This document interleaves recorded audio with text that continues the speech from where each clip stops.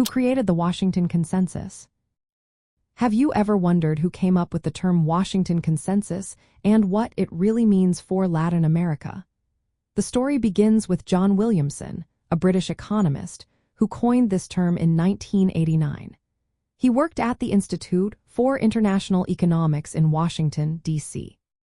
Williamson created the term to describe a set of 10 economic policy recommendations aimed at addressing the economic challenges faced by Latin America during the debt crisis of the 1980s.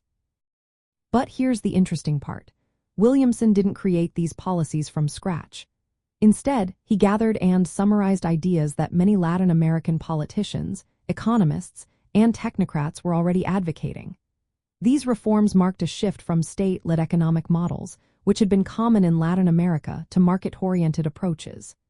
This change emphasized fiscal discipline, trade liberalization, privatization, deregulation, and secure property rights.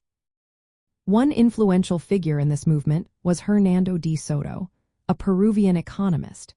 His work on legal security for property rights helped shape one of the key policy points in the Washington Consensus. Williamson himself acknowledged that the ideas behind the consensus were part of a broader intellectual trend that Latin America contributed to, rather than just a Washington-driven agenda. The original 10 points of the Washington Consensus included several important recommendations. First, there was a call for fiscal discipline to avoid large deficits. Then, public spending needed to be redirected from subsidies to essential services like education and health care. Tax reform was also necessary to broaden the tax base and moderate rates. Market-determined interest rates and competitive exchange rates were recommended to promote economic stability. Trade liberalization was another key point, involving the reduction of tariffs and quotas. Additionally, liberalizing foreign direct investment and privatizing state-owned enterprises were essential steps. Deregulation aimed to promote competition, while legal security for property rights was crucial for economic growth. In the context of Latin American history, the Washington Consensus represents a significant moment when countries were encouraged to adopt policies that emphasized market mechanisms. This shift came after a period marked by economic crisis and state intervention.